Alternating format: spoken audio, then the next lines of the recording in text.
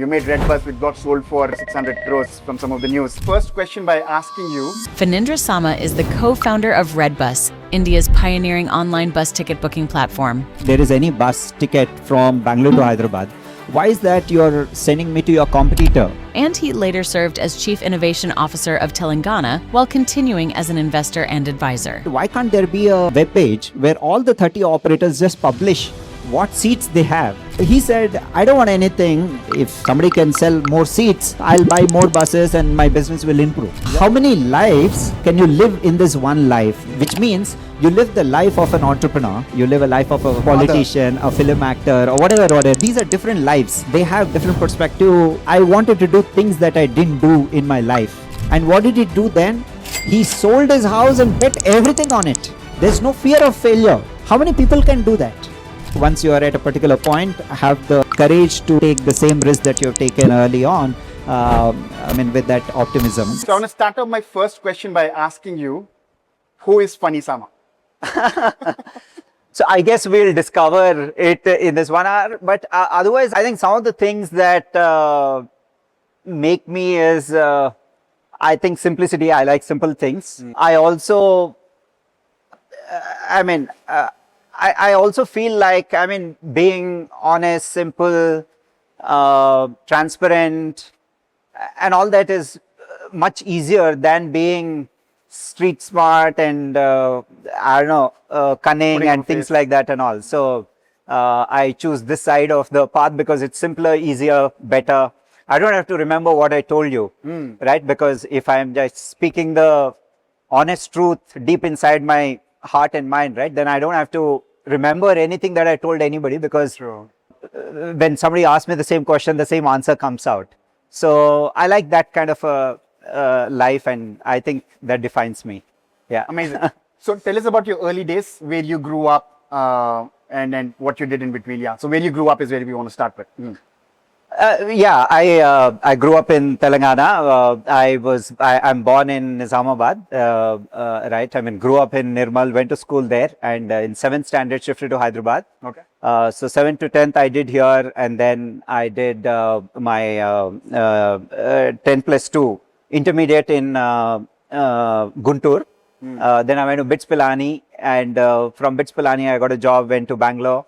And then I missed a bus, started RedBus. Yeah, we'll get to that. So that's But about it, yeah. a simple boy from Nizamabad has achieved what you've achieved, right? So, you made RedBus, which got sold for, over 600 crores from some of the news.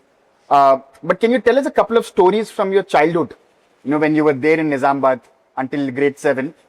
Couple of things that shaped you. Yeah, I think one of the things that shaped me is also the thing that has a problem, right? So one of the things that shaped me is, I think, this getting onto this virtuous cycle of success, right? In the sense that you win a small thing before you win a big thing. Like, for example, I went to a small school, right, in Nirmal, and then I used to be in the top 5 ranks, right? That used to give me it gave me an identity. Everybody in the family would say, oh, he's smart, right? And then we shifted to Hyderabad in 7th. When I shifted here, suddenly I realized I shifted in 7th. So I was carrying my school fee to pay the school and things like that. And suddenly I realized the fees gone up like by a multiple, maybe 5 times or 6 times. And everything is so expensive. People here are so fast. Right, they speak English and things like that and all. For me, it was like a big thing, and because our family was paying like maybe 5 times more fee, I said I have to make the best use of it. So that gave me the drive, and then from 5th rank I went on to the 1st rank in Hyderabad, and I always stayed there. Right, because then you create an identity around you. People say, oh, he's bright, he's never got a mark less in, let's say, in math, he's always got 100% in science and etc. and all. And then you live in that identity, and it's so much reinforced in me that I felt like anything is possible. Like you want to make a rocket, it is possible. It's just that you have to give it time, and you should just focusedly attempt it, right? So, and then I went to Guntur, because everybody in my family went to Guntur. My older cousins and all went to Guntur, so it was very obvious. They all went to Vignan, so I also went to Vignan. And when I went to Vignan, they said, hey, getting into bits is a big deal and you have to get into bits and you have to do this. Then again, I did the same thing and I got a state rank. In my 12th, I was a state third, I guess, something like that. Then I went to Pilani. So you are into a virtuous cycle. You win a small thing and then you get into that cycle, you keep winning and becomes a habit. And you become more confident, you feel like anything is possible, and then you keep attempting the bigger and bigger things, right? And that is very important, I think, in general, that self-belief, right? That you can do things, you can attempt, you can make a rocket. That self-belief is very important for all of us who are attempting to do like big things in our lives, right? But I also said that the same thing is also a challenge that I realize right now is because later in my life, after starting company and even now, right? I mean, I realized that actually that virtuous cycle of winning, that habit of winning is a shackle in the sense that you don't want to get out of it. You fear losing. Right? Even in an argument, right? If you and I are talking something, right? I don't want to lose because all my life for 20 years, I've been used to winning. There's only success, right? So if we discuss something, even if you're saying a great point, right? If it causes me a loss or a failure, right? I would not agree. So there are all those things. So I think what made me is also what will stop me. Right? That's why I think, right? I mean, there's this book on what got you here won't take you there. So, yeah. So at that early age, you had that self-belief that came in. Yeah. Was that largely because of the grades and your school environment and how you thought? Or were there people around you in your family, in your friends or in your network who are mentoring you, who are giving you that, self-esteem, positive energy? Yeah. I think it gets reinforced. I mean, once you do something, right, the world around you gives you an identity, saying that, oh, he's this, right? He is. I mean, even to our children, right? If you say, hey, you are like a well-behaved child, they'll start behaving well, right? If you say you're always harsh, you are always this thing, then that's the identity they carry forward, and they are harsh. So I think we have to first give it the first push, and the world works as a catalyst to carry us in that. And sometimes these identities can also be very harmful, like I said, right? I mean, so we need to manage that. No, I think it's amazing what you mentioned. How self-belief at that early age can help you become the person you are, right? So that's very important. And I think a lot of parents miss that as well, right? Some parents are very harsh on their kids, and maybe they should think other ways and they should have better parenting. Absolutely. Including me. Yeah. Including me. Including us. All of us can be better parents. There's no limit to that. Yeah, correct. Yeah. So you also mentioned that this is also self-sabotaging in a way to you because you always want to win now. So how do you deal with it? I think the first thing is to realize it, and I'm glad that I realized it. And from then on, there's a long journey of figuring out how to deal with it. So sometimes now I consciously make sure I lose. I mean, lose in the conversation, right? When somebody is making a point and etc. I think it's a personal journey. One of the things that really helps me is document, right? Write things down. It has really been helpful to me. So I have many Google Docs, right? I write down a conversation like this. Now that I'm conscious about my propensity to win in a conversation, right? If I have a conversation and if I'm conscious, mindful about it, right? I just go back and just dump it down in that doc, right? Over time, there are like maybe 5-10 stories of a similar thing documented there. And when you read them, you get a perspective, whether you're improving, not improving. It's also going back and rewinding that exact role play. And then you can identify opportunities like, hey, at this moment is when I switched over to the other side. Maybe this moment I need to be careful, So it's also like a game. Next time you know that, I mean, now that you're mindful of that moment, in the next conversation, you will be conscious of that moment. And then you can switch back and etc. There are, like, I think everybody can figure out their own tactics. I mean, for me, writing down has really helped me. It is painful because it takes a lot of time, right? You live the moment in 5 minutes, but to write it down, you take 15, 20 minutes. So it is painful, but it really, I mean, it helps you. Yeah. So that's in a way a reflection that you try and do regularly. Is that what you currently do as well, even after like achieving so much? Oh yeah, absolutely. I mean, see, what I may have achieved is okay, set up a company and exit and etc. and all that, but in general, to lead a good life, right? That is pleasant and happy and all. There is so much more to do, right? I mean, all these behaviors, beliefs, right? I mean, we need to continuously improve on those. Yeah. Amazing. Okay. So you came from Nizamabad, moved to Hyderabad, and then BITS happened. How did BITS happen? And can you share some lessons from what you learned from being at BITS? Yeah, I think, are there any Bitsians here? Two, Oh, awesome. two. Okay. Three. Okay, great. Okay. So I think BITS gave me a lot of freedom and an opportunity, a great opportunity. I say this because, people who are in BITS know that there is no attendance there. So you go there and there's complete freedom. You choose your courses and there is no one-on-one attachment with any teacher, any instructor. Like, I don't think instructors know who their students are. Because firstly, there's no attendance. So only like maybe 30% of the class is going to the class. Like you can attend, the same course is given by, I think, more than one teacher. So you can attend this teacher or that teacher, it doesn't matter, etc. And there's nobody who's on top of you, monitoring you and saying, hey, what are you doing? Right? So that gives a lot of freedom. You can just wake up and sleep. You can go to college. You needn't go to college.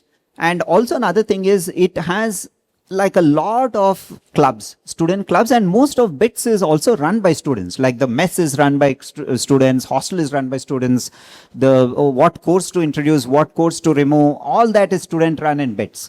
So that gives a lot of opportunity to students to take that leadership role and then try their hand at it. So when I joined BITS, there is a department called Department of Photography. Even Swiggy founder is from Dopey. It's called Dopey. So there are actually many founders who came from Dopey. So I joined Department of Photography and it really changed my life. I mean, you join as a junior, then you volunteer, then next year you become a team lead, then you become a lead. And then in third year, I was the head of that department. And then so what we do in that is we go around the campus with cameras during festivals, and then we click snaps. During those days, there was no phones and all that, right? So we are the only ways to capture memories. So we click their snap and then develop that. I mean, it's a physical photo, and then send it to their room number and collect money from them. So we used to generate revenue to Students' Union. But if you look at it, it's a complete business. Right? I mean, and we need like 30, 40 volunteers who will go around with a camera while all these things are happening in campus. Let's say it's a cultural fest. There is all these dance and music, everything happening, and you miss all that and you have to go around with your camera. Like, photographer is not enjoying the show, right? They're going around. So you need to recruit volunteers, inspire them to work while these fun things are happening. And just after the cultural fest, there are exams. So you need to inspire your dopey mates to come to work after the festival while there are exams, to come and sort these photographs and distribute these photographs, to go to each hostel room, deliver them and get money and etc. and all that. So that's a mini like a company in itself, business in itself. I was the head of it, and I really learned some of these like traits of how to inspire, what motivates people, how to get them together. And also, I had this opportunity to computerize that whole thing. I mean, we used to do manual on book and paper and etc. And during my term, we said, hey, how about computerizing it?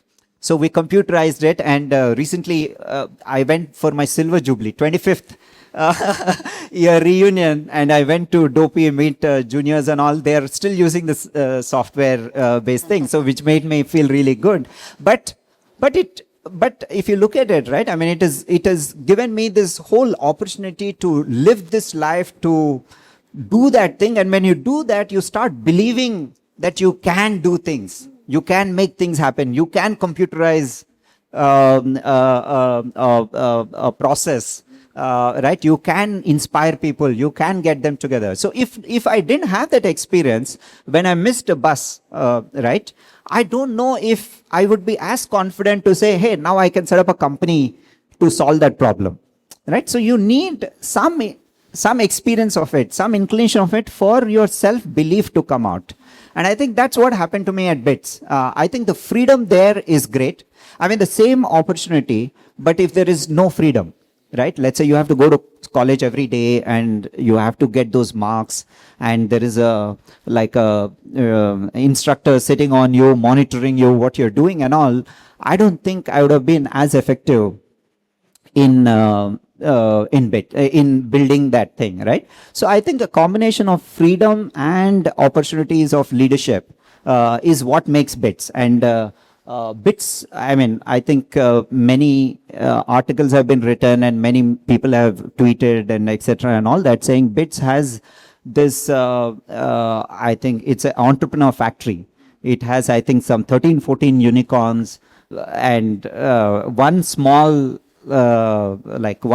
campus produces as many, I think, startups as I think all IITs are put together or something like that. I think it's because of that freedom and etc. Yeah.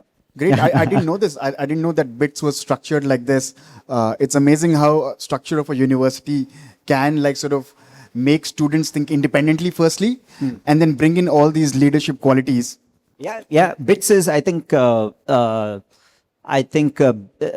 based on MIT format. Yeah, and when you were just saying this, it just reminded me of a famous quote from Steve Jobs, where he says that the world is made up of common people like you and me, right? And we can change this world, we can influence this world. We just have to realize that we also have that power. Absolutely. And then absolutely, that power will only come by doing things like you were able to do in that photography club, and then other people will do it in their own ways. You got it. So, I mean, you said it so well. I think, yes, I think things happen when we believe in ourselves. The self-belief is what makes things happen. And that self-belief cannot come by reading a book, by listening to somebody. It can come, the real true self-belief will come only when we go through it, when we experience it, when we see it ourselves. Only then the self-belief comes, right? Yeah. Otherwise, we'd have read so many books, right? I mean, we may have read about Steve Jobs and so many other books, but we have the knowledge, but we still lack the belief. It will come only through this. And then if I can plug in, Co-Karma as well. We started with a small 40-seater space. Me and my wife, Ekta, we started this space with a small space, which was probably not even half of this cafe.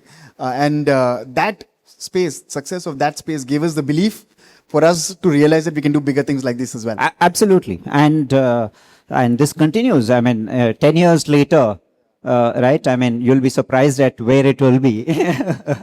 Yeah. Great. So BITS happened. What happened after BITS? Did you go and take a job? I believe that you did a couple of jobs at a couple of companies. Yes. Yeah. So after BITS, BITS also has this PS2, which is Practice School 2, Practice School 1 and Practice School 2. Practice School 2 is 1 semester long internship. The last semester, instead of studying in the campus, you go to a company and work. So as a child, I always was fascinated with electronics. I wanted to make, I was very fascinated with, let's say, this light, right? You switch on a switch there and this light glows, right? As a 6th standard and 7th standard student, right? You learn that there's something called electrons which flow through this and then make this thing, right? Glow or a fan rotate and all. I was always fascinated. How do these tiny electrons like make this huge fan rotate and etc. So that's how I went on to do my electronics. And naturally, after I graduated, I got into ST Microelectronics, which makes chips as for internship. And then later it got converted to a job. So I worked in Delhi for a year as a chip designer. But I wasn't very happy there. And it's, I think it had everything, but I still wasn't to my best. I graduated and I thought, wow, like studying is all theory. When you join a company which makes microchips, it's practicals, right? You really have to, they're paying you to make a microchip. And I was so excited that now I get to make a microchip. So I joined it, but 6 months passed by and I didn't make a microchip. And my boss would say, okay, fine, we are like a bunch of freshers who joined the company. And he would say, okay, go and read this white paper, read this journal, read this article, come and discuss with me and things like that. But we're reading all this, we are trying to like follow, but we didn't end up making a microchip. I was thinking it's the same like college, right? In college also, you read how a transistor works, but you never make a transistor in college. So, and at the end of 1 year, I got completely disillusioned there. And also these weekends, it's a European company and you cannot go to office on weekends, right? Whereas I want to go and do things, I want to figure out and etc. So at the end of 1 year, I was completely unhappy, demotivated over there. At the same time, when I spoke to my friends in Bangalore, who were working for a company called Texas Instruments, it's an American company, and they would tell me they made this chip, they made this circuit, and it's working, and etc. and all that. I said, that's the place that I should be. And then I applied to Texas Instruments, and that's how I went to Bangalore. And there's a stark difference. When I joined TI, I think the first day was HR orientation, and second day, mid of the day after lunch, the HR took me to my manager and introduced me to my manager. And the manager said, hey, can you design the circuit by the end of the day? I was like, wow, right? This is great. And then I was also told that in American companies, right, next day if your card doesn't work, you're out of job. It's not like a European company. One side I was very overjoyed, but on the other side I was also scared. Oh, if I don't finish this circuit by the end of the day, maybe my card won't work tomorrow. So, but I mean, I think, this force of this pressure of losing a job and this excitement of making things happen really got back my best days.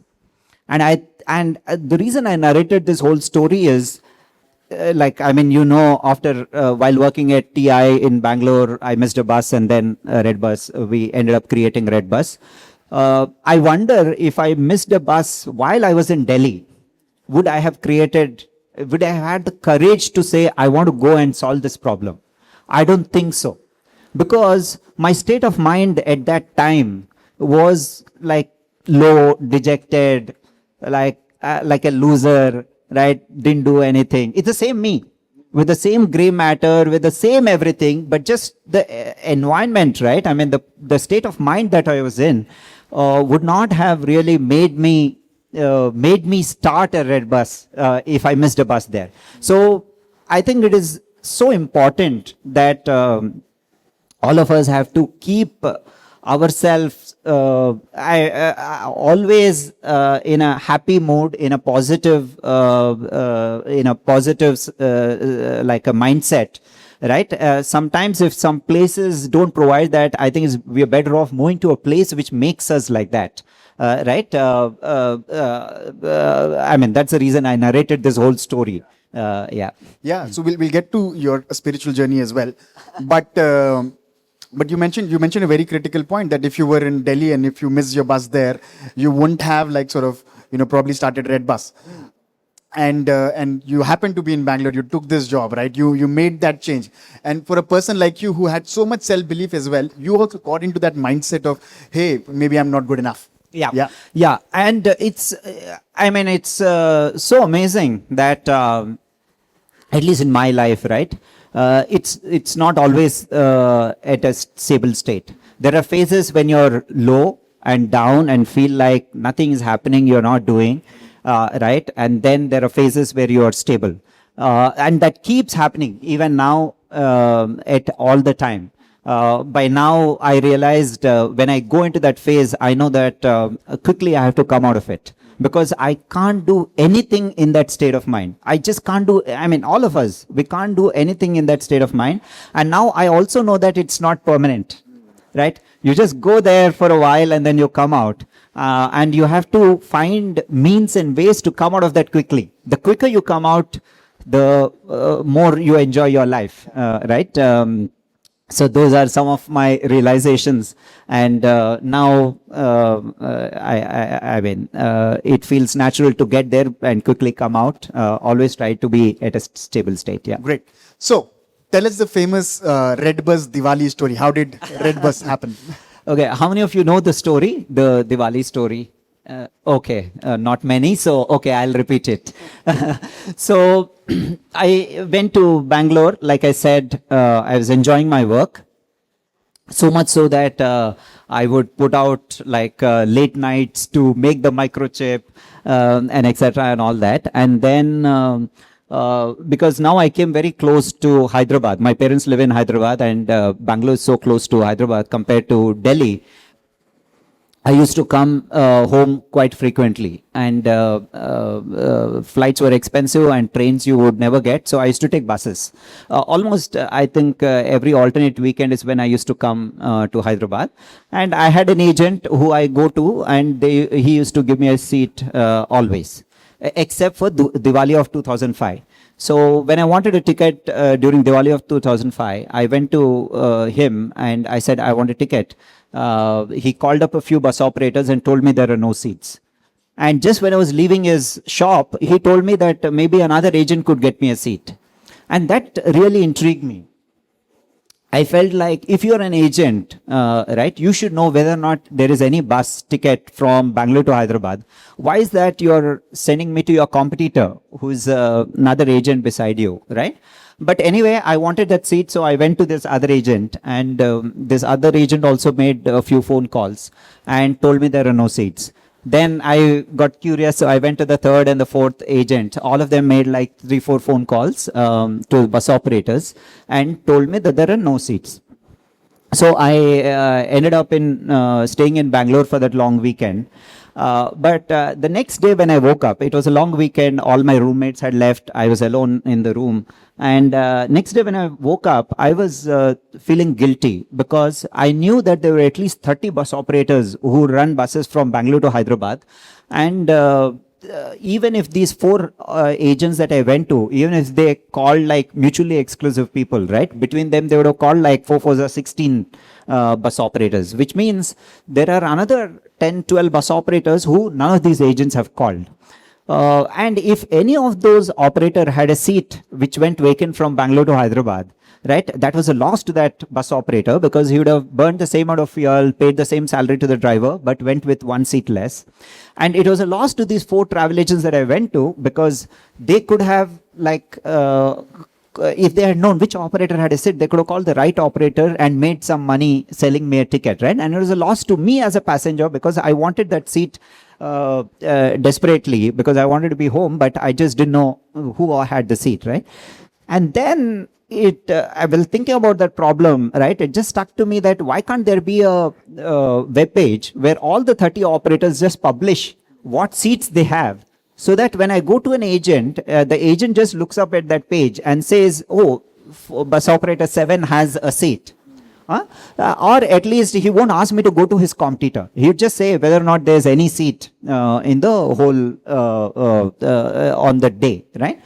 So I thought it was like a great idea, and all of us would benefit, right? I as a passenger, the agent, and the bus operator. And that's how the idea came. And then I discussed with my roommates, who were also my batchmates and etc. I said, hey, how about solving this? And during that time, open source was a big deal. Right? So we said, okay, we want to create it as an open source software and give it to the bus operators. And when they use this software and this inventory gets published, all of us would benefit. So that's how it started. Yeah. Wonderful. So what were the challenges? Before I get to that, actually, so you mentioned that, once you had that problem of not getting ticket in that Diwali 2005, you were spending that weekend at your home thinking about how you can solve it. How important are those moments for entrepreneurs to sit and reflect and then use that time, like alone time? Absolutely. I mean, I think that's very, very important. Recently, I was reading about Elon Musk, right? And his wife, I think his first wife or one of the wives, right? She mentioned that Elon would just lie down flat on his bed, right? Shut on all the lights and etc. and just stare and just lie down for hours just thinking, right? And then I mean, even I do the same. Earlier I thought it was a strange thing, but now I have company, right? So I think those are the moments when you just focus on something. Like I also said, right? I mean, my childhood, I had this belief that if you focus on anything, you can achieve anything. Right? So I felt like everything is just that deep thinking away. You just need to think deeply and then you will be able to do it. So I think I had this habit since a childhood, and I think it's very, very important, because going back to our belief, right? Unless you have that belief, you can't do things. But where does that belief come from? Right? Belief cannot come from somebody saying, hey, that's a good business, go do it. Right? It'll give you a push. But once you get into that business, for you to stay in that business and continue to navigate the ups and downs of that business for years and decades together. Right? I mean, many businesses, they need to work on that for 20 years. Right? For decades together, where does it come? Because this person who told you that it's a great idea is gone. Right? He is not around you. So that kind of capacity comes from deep thinking. I mean, either deep thinking, experience, some of the things. It is all self. It comes from within. And deep thinking is one of the ways for that thing to come from within. Right? Yeah. Yeah. So that's the thing. So you sit down, you think pros and cons, you say why this will not work, why it will work. Do you want to do it? In the course of doing it, are you taking the business away from the travel agents? The moral dilemma questions that you get, right? I mean, all these things have to be clearly thought through for you to get that confidence, that strength, saying that, hey, this is the right thing to do, and I'm going to give every minute of my life to make it happen. For you to, unless you reach there, right? I mean, there is no way I think you can navigate the ups and downs of a company. It is tough. It's very tough. I mean, many of you are entrepreneurs, you all know, right? I mean, we all quit. Many of us quit. And that is the thing which keeps us away from success. Success of making the company. And we quit because we lose that belief.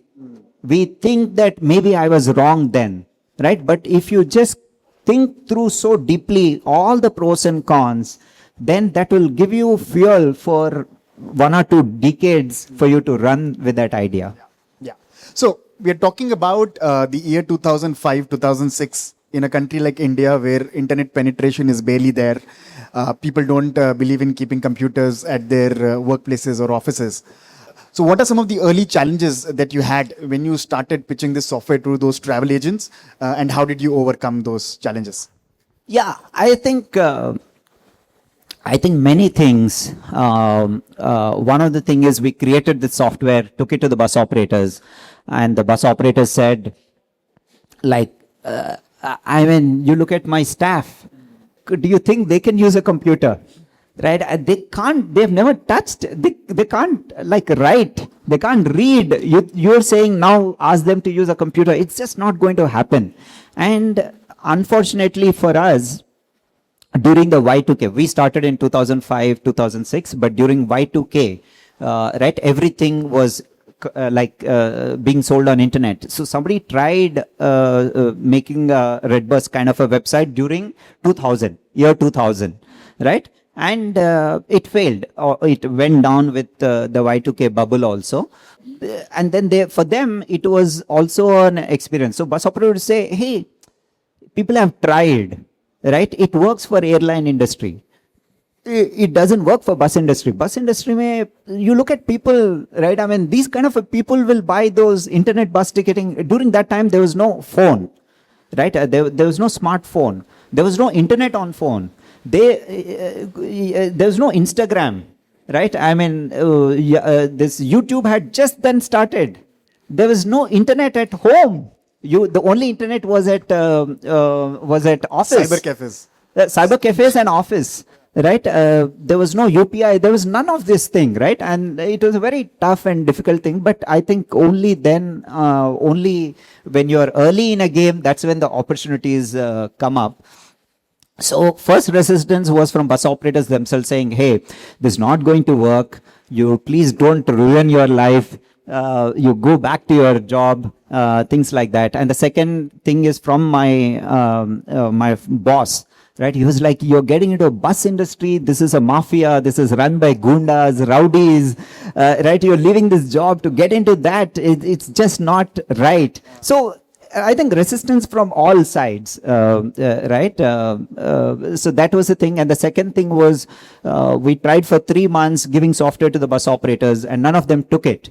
And if they don't take our software, there's no way we can publish their inventory on our website. Right? And if we can't publish the inventory, there is no way people can come and book those tickets. So the whole cycle will break, right? We didn't know what to do. And that's when we approached mentors, and the mentors told us that, okay, fine, if they are not taking your software, right, just go back and ask them what they want, right? And I'm thankful that we listened to that advice, because we met in his office and the person said, the mentor said, hey, anyway, you're not making any progress. Just go back to the bus operators and ask them what they want, right? At that moment, I could have said, hey, like, that is exactly what we've been asking. Right? What is the point in going back and asking them again? But I said, okay, fine. Anyway, we are not making progress. If he's asking us to just go there and ask that question, we'll go there and ask that question. So we went back to the bus operators and asked them, hey, you don't want software. You don't want any of this. But what is that you really want? Like, what do you want for your business? Right?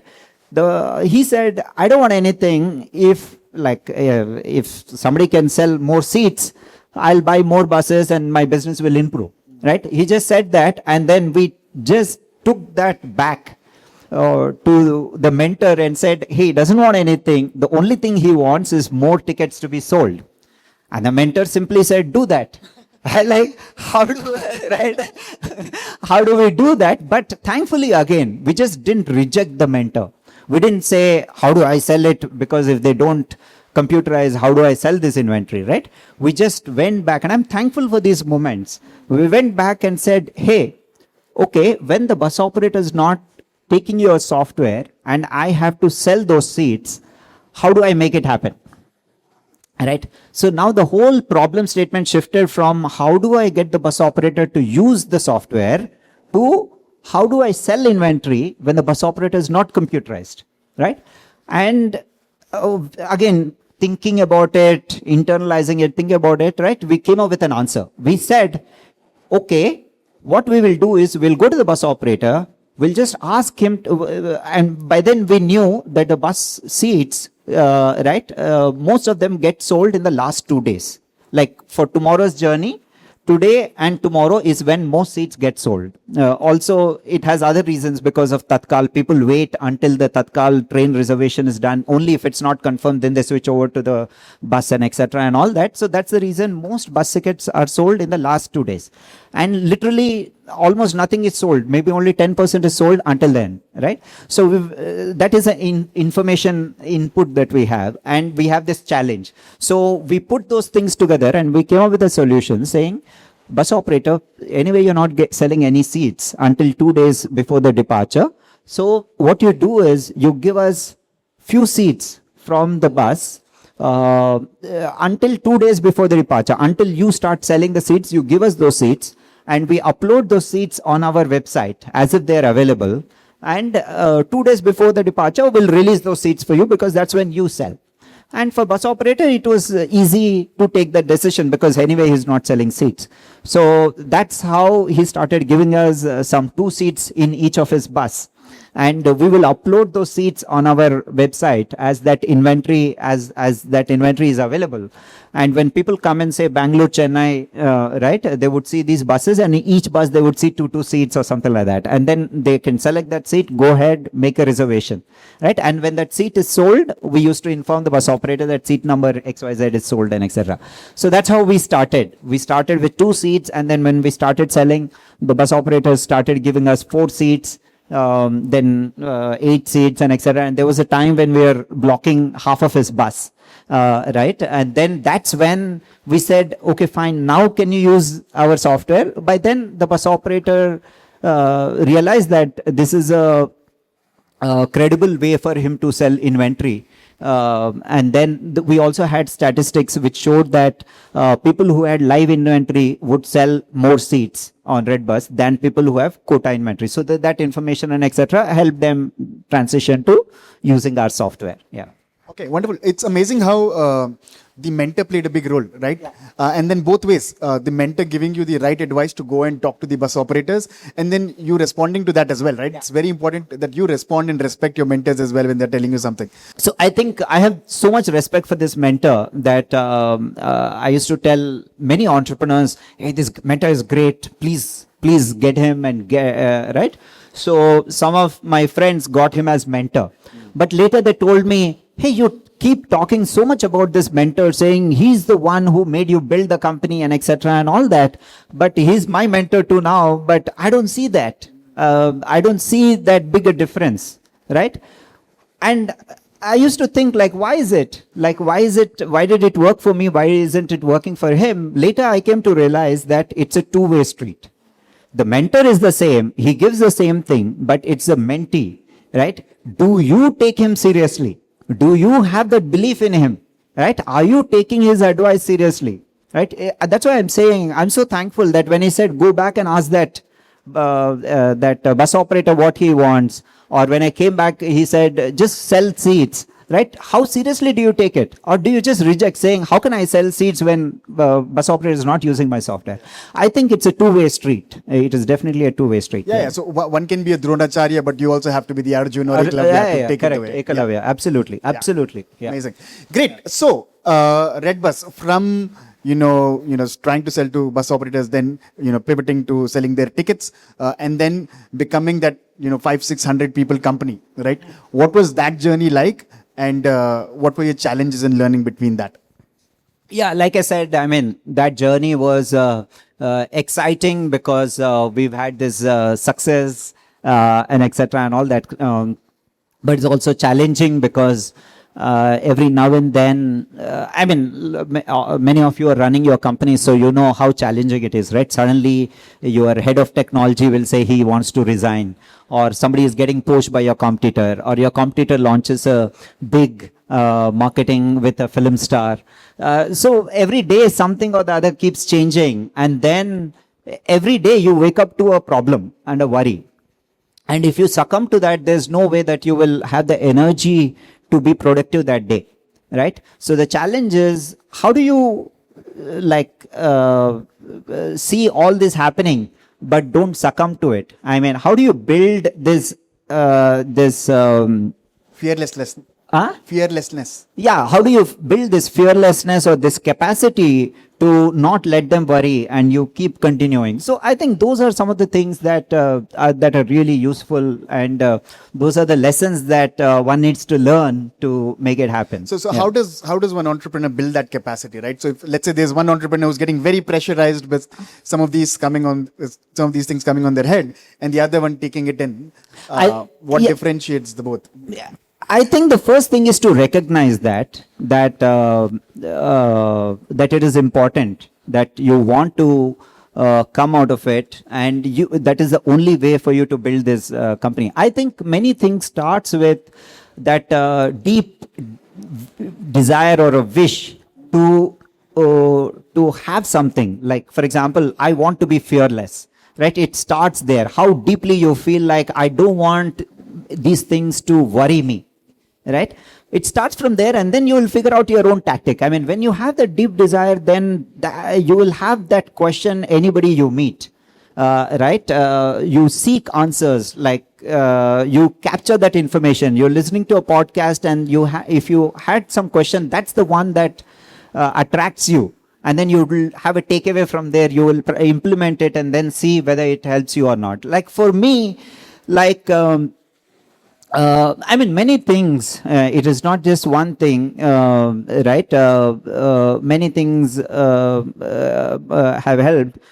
I mean, one of the things is whenever something used to worry me, I knew that if you focus your mind on something else, that worry doesn't affect you. So one of the things that I used to do during those days of RedBus, because I was a bachelor and my parents were here, so I was alone, right? So you have a problem at work, you come back and there's nobody to talk to.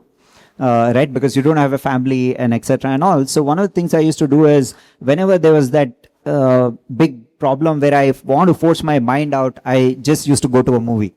Right, I mean, there were so many movies I watched alone. Like, it is unheard of going to a theater alone, right? But during those days, I just would go to a theater, just sit there, and magically, right? I mean, the movie is running there. Everybody, like, everything is closed, right? So everybody is enjoying the movie. So you also get into that zone. And I think a couple of hours later, you are in a different zone. So those things and many other things. Of course, now a lot of spirituality helps me being that fearless and etc. and all. Yeah. Your favorite movie? During those days, it used to be DDLJ. Yeah. Great, amazing. So you're running RedBus, and then there was one moment where you got a great offer to sell your company. Tell us about that story as to how you made that decision to let go of what you've been building for so many years. Yeah. So one of the things is we got offer every 6 months. Right, while building RedBus, every 6 months somebody or the other would come and say, we want to acquire you. And every time something like that came, we went to our board and asked them, hey, what should we do? Right? And our board said, hey, someday you have to sell. So that's why selling the company was not really like a strange thing to us, because over years we learned that once you raised venture capital, you have to give them an exit, which means you have to sell your company or list your company. I mean, it's not a business in the traditional way that you will leave it for your next generation and the generations to come. It's not a family business. So that we understood. And hence it was like a matter of time. Like, okay, either you exit now or later. But this time it was important because, I mean, by then, many things fell in place. So there's no one particular reason why we sold. So one of the reasons is that it became too repetitive, right? The same Diwali will come and then you will beat the last year's sales, you will sell more seeds. It was becoming a routine, right? And the same thing keeps repeating year after year, and the same problems and etc. and all. The second thing was the money that they were giving us. It was an all cash deal during that time, and it was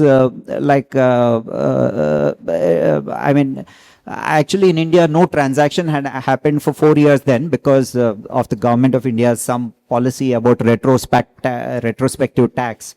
So people were afraid to buy companies in India.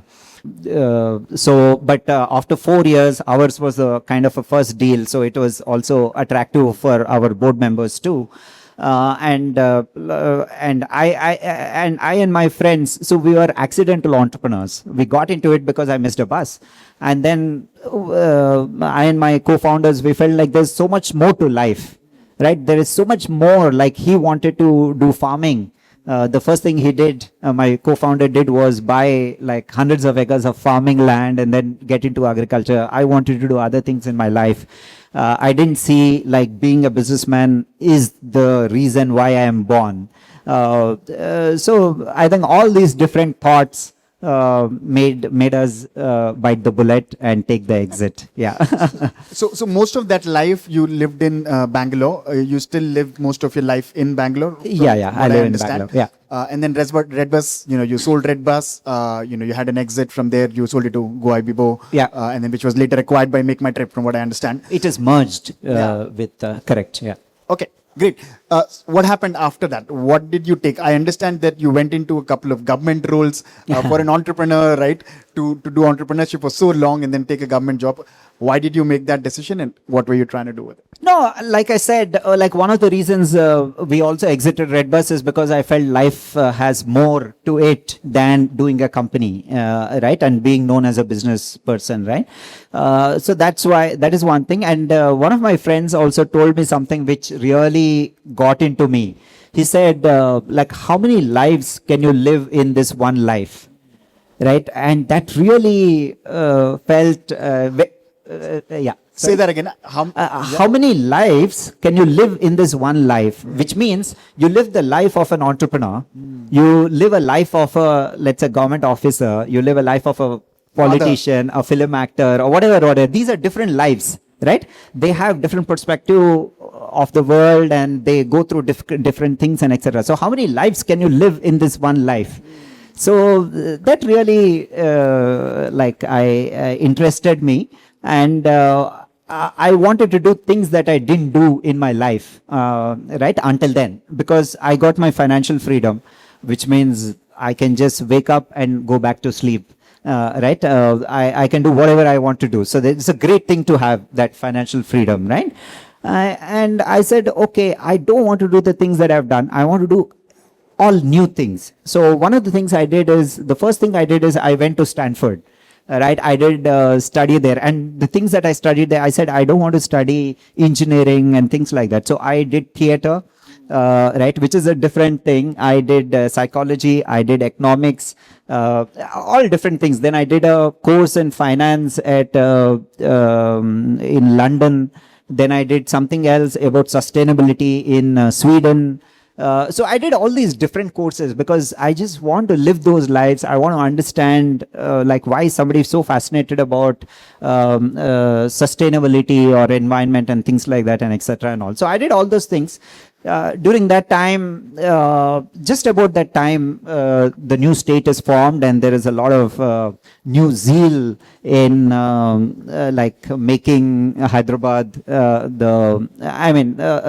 economic, to increase the economic activity in Hyderabad and etc. and all. And KTR reached out saying, hey, you must come back. You are from Telangana. You must come back and do something here and etc. Initially, I told him, hey, there's no way I can move my family from Bangalore to Hyderabad, but I keep coming to Hyderabad. Like many people in Bangalore think I live in Hyderabad, and many people in Hyderabad think I live in Bangalore.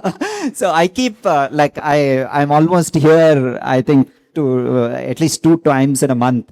Right? So, and KTR said, no, you can work from home. He said, you can be in Bangalore. Actually, he's such a great salesman that you cannot say no to him. Whatever I told him, saying, no, I can't relocate my family, he said, work from home. If I said, no, I can't do this, he would say, okay, let's do this, let's do that. So, then I didn't know. And one day he called me to his Pragati Bhavan, and he was talking to me for 1.5 hours, right? And there were other politicians sitting there, and we took a break, right? And he was telling me something. I was telling him, I don't know whether it'll work and etc. and all. And then one DCCB bank chairman, I think, of Karimnagar. So in that break, we took a break, and then in that break, he came to me and said, what are you doing? Right? And he's telling you. We all we all wait for a role, and you are like talking it's for so long. I'm telling you, you should just take it, right? I think he's the DCCB chairman of Karimnagar. I was also feeling guilty that I'm wasting his time and etc. But even otherwise, it also aligned with my thing of different lives, to live different lives. So I that's how it happened. So I took that role of Chief Innovation Officer. Yeah.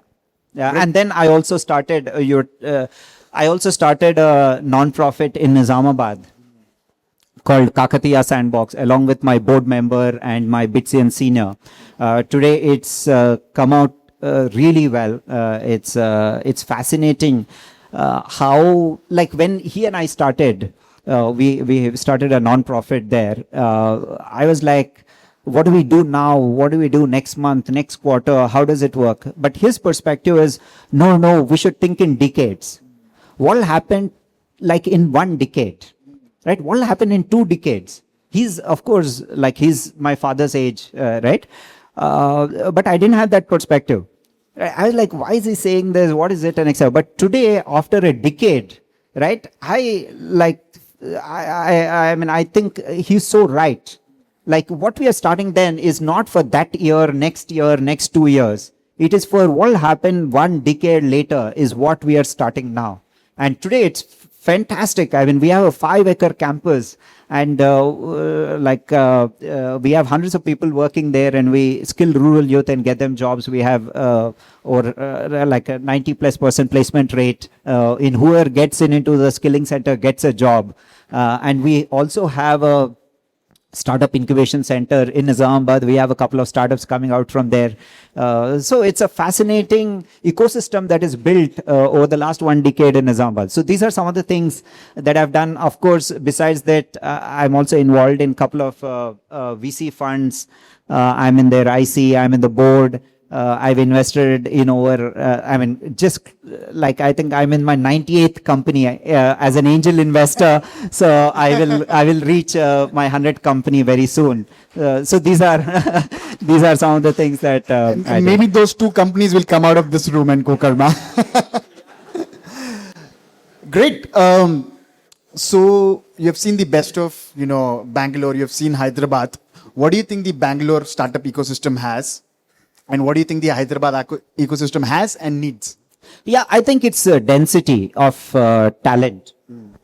Bangalore has that density, right? I mean, anywhere you go, not only have entrepreneurs, but have VCs, have talent. One of the rarest of the rare is also not rare there, right? You want a specific protocol engineer for something, right?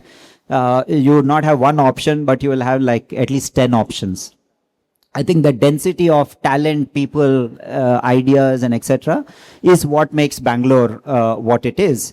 So, I mean, during the deliberations with KTR and the government and etc., right? One of the things that we came up with is nobody globally has succeeded running the same race. Like, for example, we have the Bay Area in the US, and Boston wants to be the Bay Area in the US itself, right? They want to compete with Silicon Valley and be that. In UK, Cambridge and Oxford want to be like London, or like many countries want that second person to be like the first person, but in the world, nobody has succeeded. Because ecosystem takes off, it just takes off. There is no way we can win that race by running a few years behind and running the same race. So we have to run a different race. So I think in Hyderabad, we have to identify those things. Like, for example, Hyderabad is very strong. It is emerging like a very strong in space. We have Skyroot, which is one of its kind in the whole country, right? And I think an ecosystem around that will be great for Hyderabad. So we are running a different race than that race. So I think those pockets, pharma is great here. So biotech, pharma is something that we need to do. So whatever we need to pick up. Like, for example, right, as a child, I mean, as a college student, we would have all got our t-shirts printed from Tirupur, right? If you go to Tirupur, they make these t-shirts and etc. What's so special? Like, why can't it be done in, let's say, Hyderabad? It can be done in Hyderabad. Same machines there. You can get those machines and etc. and make it here. But the thing is, it is just a cluster, and the talent density is so high that Tirupur will be the hub for t-shirts. Right? There is no way trying to set up a t-shirt hub in Hyderabad. You should set up something else. And there are so many futuristic things. You can set up I think we also discussed during that time about having a focused this thing for this thing, no, quantum computing and things like that and all. So I think those futuristic things, we need to create a center and an ecosystem and attract talent and win. Yeah. Great. Great. So I'm going to ask a couple of more questions before we open the questions from audience. I want to give them a chance as well.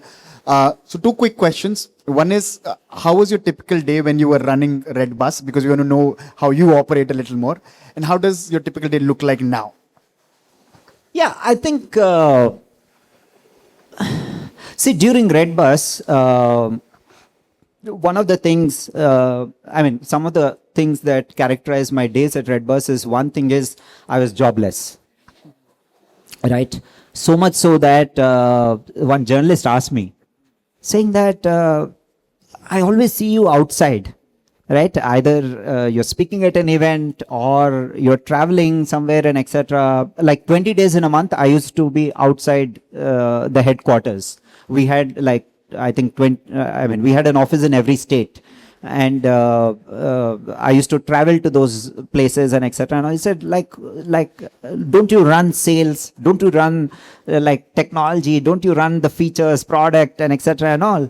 And my answer was, I don't run any of those. I'm like completely free. I think that characterized my life at RedBus. So I had great people leading each of these. And during the very early days of RedBus, I used to be on top of them. I used to say, no, this particular web page has to be this way, this color has to be this, that, and etc. And one fine day they said, boss, if you're micromanaging, I'm quitting. I'm not going to do this, right? Then I learned, oh my God, I shouldn't micromanage. I should get the right person in and just leave it to them, right? And that's when I got the people in, I gave it to them, and I was completely free. Right, and I had the time to do the things that my team would not do. Like, for example, my team would not travel to branch offices. None from the headquarters would go to branch offices. If you don't go to branch offices, they won't know your culture. Like, how will you deal with a bus operator? How will you deal with a customer? What's really happening in Orissa? Like, who is the passenger there? Like, how does that passenger discover you as a company and all that, right? So if you don't travel from headquarters, you don't know these micro markets. So I was that one. So I told myself that I will do things that my team is not doing. And whatever my team is doing, I will not do. I'll just leave it to them. Right? So that is one thing that characterized my life at RedBus. Another thing is, there are phases where something is important. Like, for example, hiring, let's say somebody, a CXO, let's say CMO, right, is important. So I used to make sure that, okay, first half of the day, until we hire that person, or a few hours in a day, until we hire that person, I would do only that work. Even if I don't have anything, I'll just get into the conference room, sit there, and just think about it, right? Oh, this marketing guy, okay, that recruiter has not sent this CV, this recruiter, because the time is blocked. I would just sit and do that. So often what happens is, when we are running companies, right, if we don't have these time blocks for these key identified important one things, right, then we just get lost. It keeps postponing until it never happens. So that's another thing that I used to do repeatedly. Like, if there is something which is very important, which is pivotal for our journey, I just block my calendar for that. And then that time is only for that until that job is done. Right. And I used to also pull, like, for example, my co-founder who was the head of technology used to struggle building his team, because tech is always in demand, right? They'll say this feature is not working, that feature is not working. So he's overwhelmed with all that thing. So I used to take him into a room and sit with him and say, okay, we are only hiring now. So things like that. So I think those two things characterized my life at RedBus. Yeah. How does your typical day look like now? I mean, now I am a free bird, but one of the things that really I've done, which I've not done during RedBus, is I'm very regular with my workouts, and also I think I also managed to meditate like more often than I mean, and RedBus though I never did. I never went to it because you are 20 days traveling, right? I mean, you cannot follow a routine. I mean, now even if I do a RedBus, I will follow because now I figured it out. But during those days, I was not regular there, and also diet. Right, I mean, I do intermittent. There's no way you can do intermittent and or even fasting, 24-hour water fasting and things like that. And all. So those are some of the new things that came into my life now, and I have time and energy, etc., to do those, and I'm happy I do those. Yeah, yeah. Wonderful. Any final pieces of advice for entrepreneurs that are sitting here and audience that will be watching this? Yeah, I think one of the important things is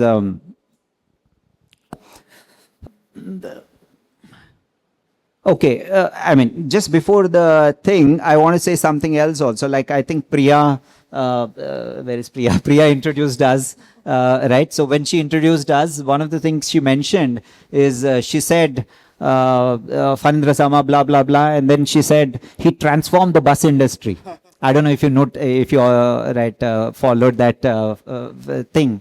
She said he transformed the bus industry. But but I mean, how true is that? In the sense that, am I the one who transformed the bus industry? What I mean is, let's say I didn't do RedBus. I didn't start RedBus. Do you think today you would book your bus tickets going to the travel agent and standing there and asking him to make phone calls to the bus operators? Right? No way. Right? So if I didn't do it, somebody else would have done it. Right? There is no way today that we would not book tickets on internet. We will book tickets on internet. So it's not me who transformed the bus industry, but I think it is the bus industry was anyway bound to get transformed. Right? I just happen to be part of that journey. And I think that's a phenomenal thing for us entrepreneurs, right? Often we think that I want to go and change that industry, right? I think that's a wrong thing. And I think it is so difficult to be able to change things, to change a society, to change how things happen. I think the best and the easiest way for all of us and the smartest thing for us to do is to observe where the society is moving, right? And then just participate in that, right? I mean, think of what will happen 10 years from now, right? And then get into that business. And then you will appear like you transform that, that industry. But yeah. So I think that's the great insight advice that I can share. But otherwise, within that thing, right? I mean, one of the important things is, I think, in the first phase of our journey, in 0 to 1 journey, is all about insight. Like I said, I've invested in so many companies, and now I had this opportunity to analyze. I mean, many of them failed. Analyze as to why these many companies failed and why the companies who have been successful are successful. So now I get like a outside in view, right? Which is different from the RedBus days where it was an inside out view. So my thoughts from there is, like, the companies that went on to become successful, irrespective of the founder characteristics and etc. and all that, are the ones which have this great insight. The 0 to 1 journey is all about finding that great insight. That what is that insight, right? From bottom up. Many people start from top down, saying that, okay, AI is happening, so I want to do this. But when I ask them, hey, did you go and talk to the customers? What do they think? What do they want? Right? Often there is no answer. And some founders have this great answer saying that, hey, I spoke to him, or and it's not like you spoke to 100 people, but I spoke to whoever, right? But this is the insight that is repetitive, and this is the thing. I think companies are built on that insight, right? For example, I mean, all the quick commerce came about because they felt like if the customer was delivered, I mean, Zepto didn't start a 10-minute delivery when they started, right? I mean, they started like regular delivery. But then they realized that whoever customer who got a delivery within 10 minutes, right, they were the most repetitive. They keep coming back and booking more because there's some delight there. So the whole quick commerce is built on that insight. The customer is delighted with that, right? Before Swiggy came, there were many food delivery apps, Food Panda and I think Tiny All and etc. and all that, all of them failed. Then why did Swiggy become successful? Because Swiggy's insight, Harsha's insight is, he said, okay, people want food, but all these previous companies, they would deliver, they would outsource the delivery to a courier company, right? I'm a platform, I will book that biryani, but I'll send it through a third party delivery company. And when I'm doing that, it is unpredictable. The delivery can come now in 30 minutes, in 1 hour, anytime, and it may come cold and etc. So Harsha said, I will have my own delivery boys and I can have predictability in delivering, right? So that's the insight. Though it will appear like, oh, all these food delivery companies came and failed, but Swiggy is successful because they had this insight. So I think in 0 to 1 journey, it's all about that insight. Talk to your customers, figure out that thing that is lacking, that is the thing on which your company will be built. The stronger the insight, the greater it is. Like 90% of the people that come for angel funding, right? They're all starting top down. They have a hypothesis, but that hypothesis is never substantiated with research. And that's a big mistake. Please don't waste your time, right? Because we are not used to doing research, we don't do research. There is this book called Mom's Test. I mean, if you have not read that book, please read that book. It will really be helpful. So that is the 0 to 1 journey. But like in any industry, you see that there are many competitors, right? And some companies become really successful, but not the others. All of them are working on the same insight. How does that happen? Why do some companies take off, though they're all working on the same insight, right? So there's something more than insight for the next phase of the company. And that is sales, right?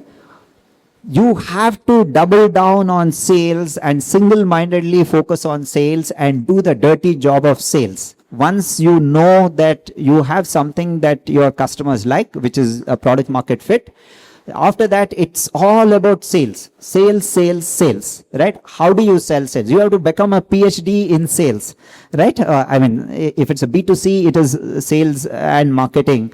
But I've seen repeatedly in the 100 companies that I've been exposed to very closely, right? Founders who have focused on sales are the ones who have taken off. So that's the next phase of the journey. And then there is a final phase. I mean, you can call it, the first phase is 0 to 1 and the second phase is 1 to 10, but then there is maybe a 10 to infinity kind of a phase, right? And what is that phase? What makes some companies become phenomenally successful, right? I mean, compared to other companies. I think in that phase, what you need is optimism or courage or fearlessness, all that you are talking about, right? I think because what happens is you have a great product market fit, you have great sales, you have 100, 200 crores business, it's great, you have recognition, people say you're successful, everything is going great. Then what happens is the fear of losing it sets into you. You feel like, oh no, I mean, this is so precious, right? This is my identity, this is my precious, and I don't want to lose it, right? And you stop taking risks, you stop starting new businesses and etc. and all, and that's where you will stop. At that point, when you have a great business and a great product market fit, what you need is the same optimism that you had when you just started your business, right? You had nothing to lose. You just bet everything on it and then do it, right? But the ability to do the same thing when you have something precious is the one which will make you really, really great entrepreneur. And I say this because if you look at all these great entrepreneurs, I mean, Elon Musk we spoke about, right? If you look at his story, many of you would have read his story, right? There are multiple times where he bet everything he had. He was a successful entrepreneur. He had made hundreds of millions of dollars in his previous companies. And then there was a time where both SpaceX and Tesla, right, were almost about to fail. And what did he do then? He sold his house and bet everything on it. There's no fear of failure, right? How many people can do that, right? In India, we have example of Reliance. right? Mukesh Ambani was India's richest person and maybe in the top 10, 20 in the world. But today, he's probably in the top 10. I mean, if you take AI away, he's top 10 in the world, right?